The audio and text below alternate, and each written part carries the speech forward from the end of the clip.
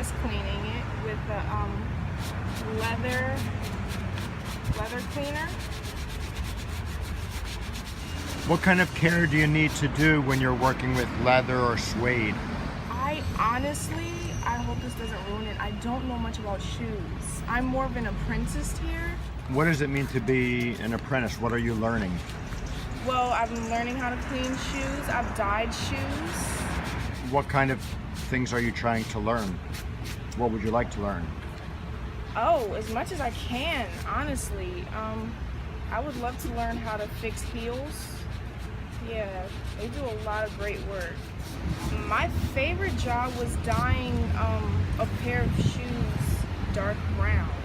Yeah, you have to clean them first, strip the original color, and then dye it. And sometimes it takes a few layers to get a perfect dye job. And it's a little swab that you use. You don't just dip it. Yeah.